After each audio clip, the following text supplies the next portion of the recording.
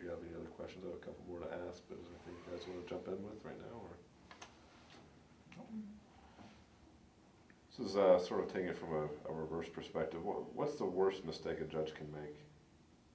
I guess we're Mr. Voigt's turn. That's an interesting question. No one has posed that one yet. I think the worst mistake that I think that you could anticipate that an honest, hardworking judge could make is to get too full of themselves, to think that they somehow rise above the process or above the system. We could talk about judges who committed crimes, and there certainly are a number of them, but that's not the norm. That's absolutely not, that's not the norm. But I think sometimes you can get caught up in the fact that you do have a lot of responsibility and a lot of authority in particular cases. And I think one of the things that every judge has to strive for is to avoid thinking too much of yourself and avoid putting yourself above the process, above the legal system, and imposing your will instead of following the law. I think it is something that has to be guarded against at every turn. And not that I see that or have seen that on a regular basis, but I think it is something that every judge has to be conscious of, in part because of the way the system works. The whole concept of fairness and allowing everyone equal access and prohibiting ex parte communication. The whole idea that if Mr. Henney and I are litigating a matter and Jason, you're the judge, I can't come talk to you if Mr. Henney's not present. Well, that creates a bit of insulation for a judge. And with that insulation, I think that can lead to sort of that thinking that you think a little bit too much of yourself, and so I think that's something that all judges have to guard against. Just again because of the process, because of the way the system exists, that's something that you have to be aware of. And I think because that impacts the appearance of fairness, the appearance to the public that you're acting within the bounds of the law, I think that's what makes that the most dangerous, because it may have little practical impact, but the appearance of it is frequently much worse than the actual situation. Well, I agree with Andy that a certain degree of humility is important to success in the role of judge. Perception is reality among the people that are court observers, and they have to feel that they can have confidence in the judicial system, and that the people making that system work, and not just the judges but the attorneys and other people, are doing so and making their best and their most honest effort. I can tell you the most frustrating judges that I've been in front of, and none of them in Columbia County, of course, but are the judges who don't listen, who don't appear to listen, and who make summary rulings from the bench without explaining why they're making that ruling, what they're basing that ruling on. And I walk out of those courtrooms and I feel like my client didn't get a hearing. The judge wasn't paying attention to anything we had to say. I was in front of a judge one time in the northern part of the county, and he started issuing his ruling from the bench, and he was misstating facts in his ruling, and I tried to interrupt him. And, objection, Your Honor, you made some false statements here, and he basically told me to shut up and sit down. It was his courtroom, and I did, and that matter ended up in the Court of Appeals not long after that. There was just no reason for that. Take the 5 minutes extra and hear what somebody has to say. And it may not change your mind one bit. It may be a completely inane comment, But if the people walk out of that courtroom feeling that they got a fair hearing, and they were treated fairly, they may not agree with your decision, but they won't disrespect the court. They'll live with it. So I think, yeah, lack of humility is a problem, and I think an unwillingness to hear the matter out and completely let everyone have their say, and then completely set forth the reasons that you're making this decision, what you considered and what you thought was important in it. Just a couple more questions here. This is kind of the magic wand question. If you could, and not necessarily you could do this as a judge, but if there's something you could do to improve the legal system for the people who are involved in it, is there something that you've kind of could do that would make it better for all the parties involved? I would try to make it an even playing field all the way down the line. Again, as a defense attorney, I'm always very conscious of the fact that the prosecution has what appear to me to be unlimited resources with which to convict my client, and my client has almost no resources with which to defend himself. And that's not always the case. I mean, in bigger communities, I'm sure there are defense attorneys who can command fees from their clients that, you know, O.J. Simpson didn't have any problem paying for expert witnesses. But in a county like Columbia County, you don't have that kind of a client base to work with, and you're always scrambling around trying to think, how can I present my client's case if I don't have the means to do that? So I would make the playing field fair for everybody.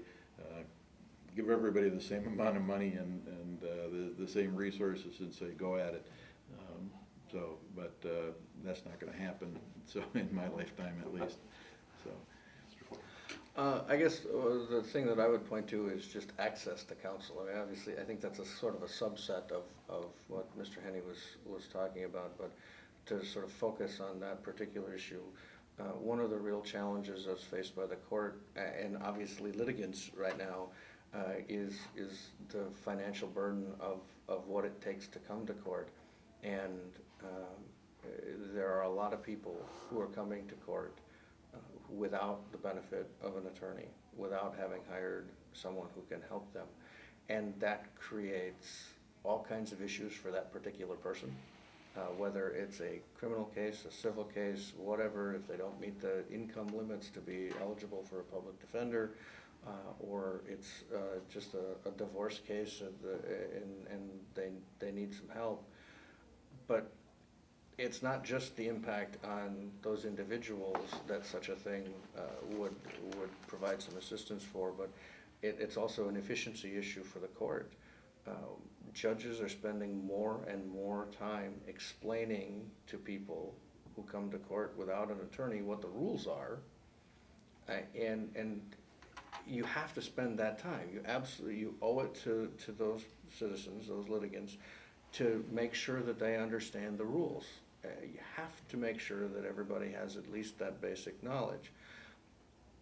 But just as I would not presume to be able to come to the Daily Register's office tomorrow and do your job, it should come as no surprise that most of the world shouldn't expect to be able to come to court and to be able to handle that proceeding in the same fashion that an attorney might. And so you create this sort of unbalanced playing field, especially if one side has an attorney and the other one doesn't.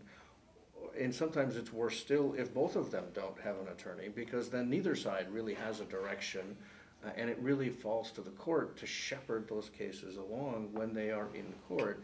And that creates an additional burden on the system, on the process, and how efficient it can be. So in addition to the very obvious detriment to the individual, there's also a systemic issue that creates as well. So that would be the one thing, you know, magic wand, unlimited resources, that would be the specific thing that I would point to. Well, I just had one more question, unless you would have anything to add. Just kind of as a summary, and I appreciate again both of you being here, and just as a summary, kind of as a closing statement, or you can expand on this a little bit, but what's the one thing you would want voters to remember when they go in to vote about your candidacy and why you should be the person who gets their vote. I think we'll start with Mr. Boyd. Okay. Well, I think the thing that I would point to in this time of heightened political divisiveness, I think people have seen me out and about. I have worked very, very hard to try to get my message out to as many people as possible. They have seen the kind of effort and energy that I am willing and able to put into campaigning for this position, and I think that translates well into the kind of effort and energy that I would put into doing the job. That effort has really netted a pretty significant result. I have people who have agreed to put up signs supporting my candidacy all over the county. The list of folks who have endorsed my candidacy is many and varied across the political spectrum, across all sorts of different groups, municipal leaders, law enforcement, all kinds of places. And I think in a lot of ways the diversity of the support that I'm receiving, I think, is a pretty significant indicator of the kind of approach that I would take to this job, and the kind of dedication and effort that people are coming to believe I'm ready, willing, and able to put into it. So I think that's what I would point to is really the effort that it takes to run a campaign like this, and the diversity of the support that has generated is really, I think, the big thing that I would point to. Mr. Henry? I would point again to 34 years in the practice of law, with a very varied practice that involves civil litigation, criminal litigation, extensive trial work. I think that I have demonstrated through those years that I am able to practice, come at issues from many different directions, handle complex matters, and do so in a highly pressured environment such as a courtroom, with a jury sitting there and parties who have a great deal at stake. I think there's a significant difference between doing a homicide case and doing a drunk driving case, and those are the kinds of cases I've handled, big cases with felony consequences. Civil cases that have profound consequences for people and their families. I think those are important experiences, not only because of the specific case itself, but because of what you learn through the years about how the law impacts the lives of individuals, and how important that is to do this right and to do it fairly, and to make sure that it is, to the extent that we can, that we guarantee a fair and just outcome. I just don't think there is any substitute for experience, and that I think is what I've been talking with people about. That seems to be what they have been asking me about. I think that's what a race like this boils down to.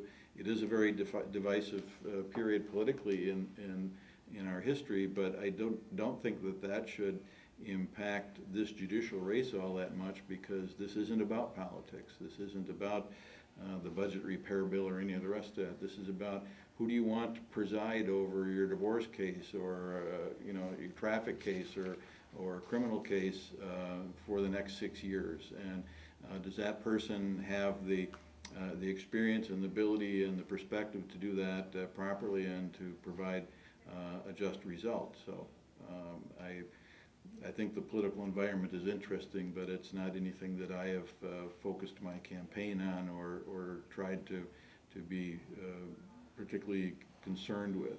I think this is more about a job on a circuit court bench, which, as I said before, is the court of origin for criminal, traffic, and civil cases.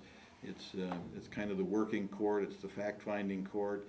It's not the place where we debate big issues like the budget repair bill or any of the rest of it.